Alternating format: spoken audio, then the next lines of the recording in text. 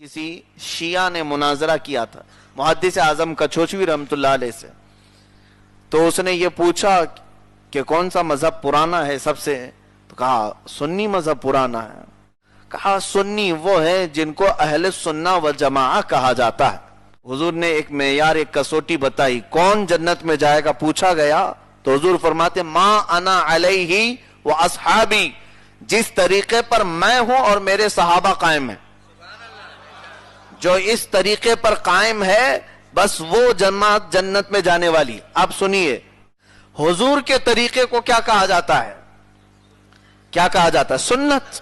سنت کہتے کسے ہیں؟ حضور کے طور طریقوں کو، حضور کے اعمال کو، اور صحابہ کو جماعت کہا جاتا ہے۔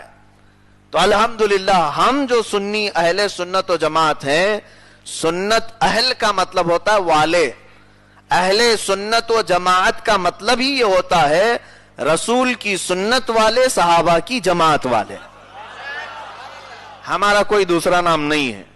پہچان کے لیے اور ہم نسبتیں لگاتے ہیں، الگ بات ہے۔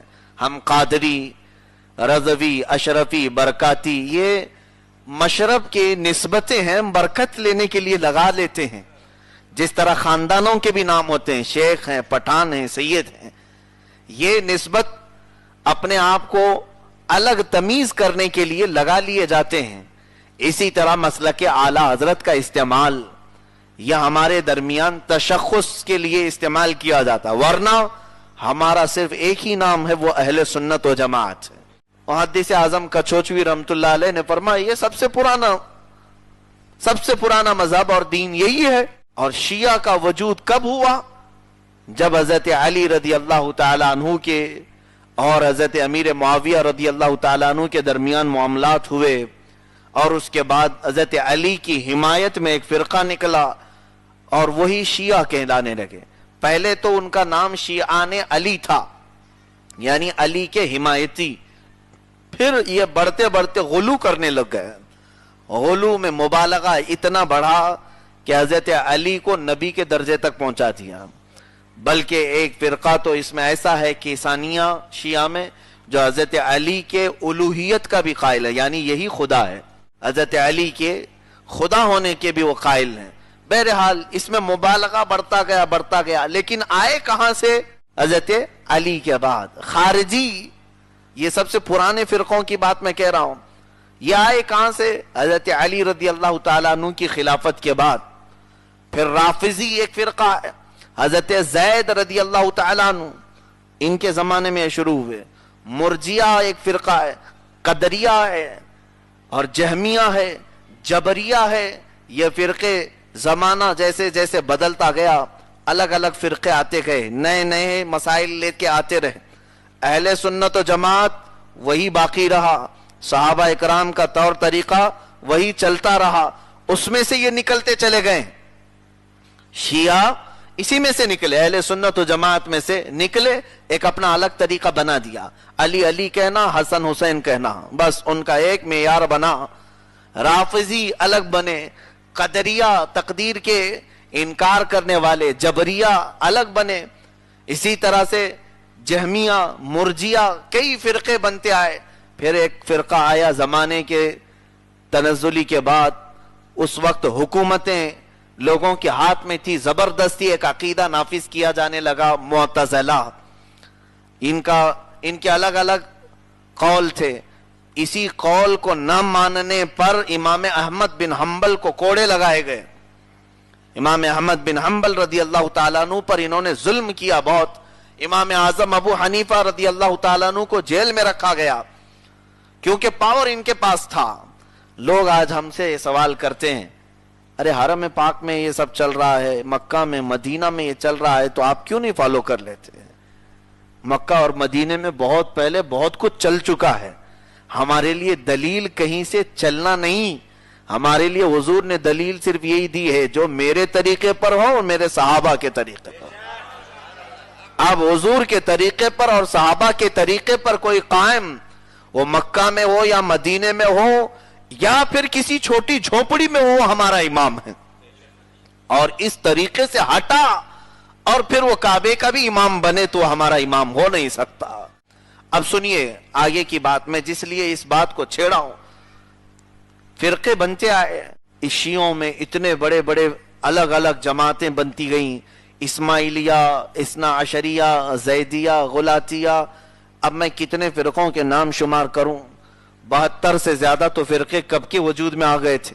हुजूर सैयदना गौसुल आजम दस्तगीर रदी अल्लाह तआला अन्हु ने अपनी किताब गुनियतुत तालिबीन में तकरीबन 72 फिरकों का नाम भी लिख दिया है उस जमाने में, कि ये सब खारिज हैं, अहले सुन्नत व जमात से निकले हुए हैं।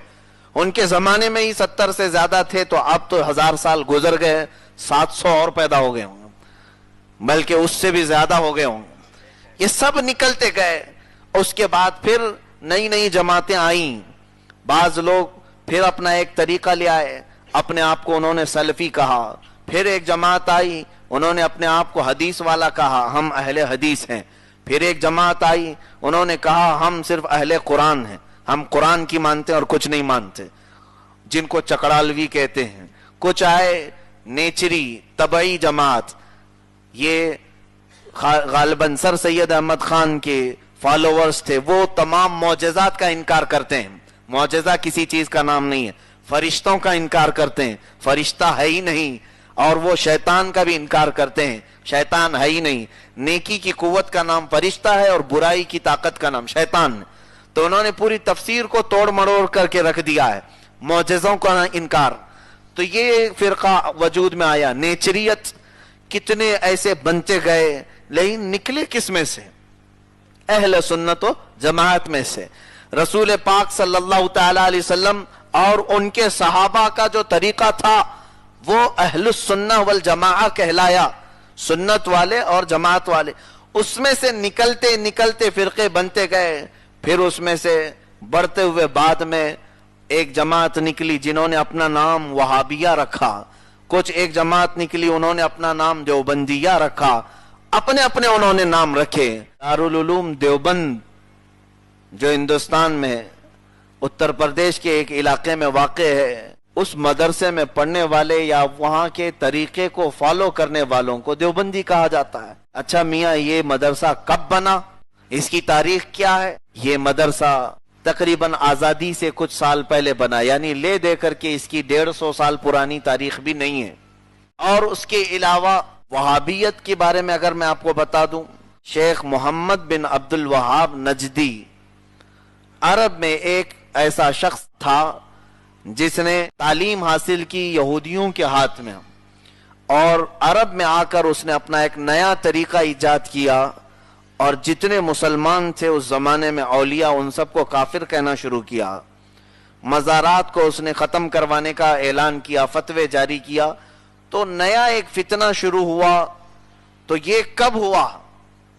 मोहम्मद बिन अब्दुल वहाब नजदी की अगर आप तारीख पढ़ेंगे, इसकी तारीख भी सिर्फ 150 साल पुरानी है, 150 साल पुरानी है।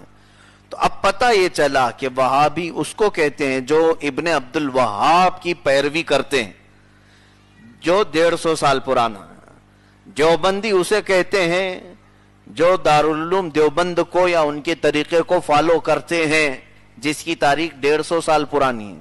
लेकिन अल्हम्दुलिल्लाह प्यूरिटी जो है आज तक सुन्नियों में बाकी है, जिसको अहले सुन्नत व जमात कहा जाता है। यह अल्लाह का फजल एहसान नहीं है तो और क्या है कि अल्लाह और उसके रसूल सल्लल्लाहु अलैहि वसल्लम का बेपनाह करम एहसान हम पर, कि जो सहाबा की जमात का अकीदा था आज तक आप उसी अकीदे पर बरकरार है। अजीजान गिरामी, बाज बातें ऐसी हैं जिसको लोग ये समझते हैं कि इख्तिलाफी बातें करते हैं। नहीं, मुझे तो इससे कोई सरोकार है ही नहीं। अल्हम्दुलिल्लाह मैंने कभी फसाद या फितने की बातें हरगिज करने की कोशिश नहीं की। इस्लाह की कोशिश हमेशा से रही, अल्लाह इसी पर कायम रखे। लेकिन बाज लोग इन तमाम बातों को जो मैं अभी फिरकों के मुतालिक अर्ज किया, किसी को ऐसी उलझन का शिकार है कोई, तो खुल करके अपनी राय का इजहार करें और तशफ़ी बख्श जवाब हासिल करें, इसलिए कि इससे आपके ईमान का ताल्लुक है, आपके अकीदे का ताल्लुक है। इसमें अगर जरा बराबर गड़बड़ी हुई तो पूरा हमारी जिंदगी का सब किया करा सब खत्म होगा और सीधे जहन्नम में ले जाया जाएगा।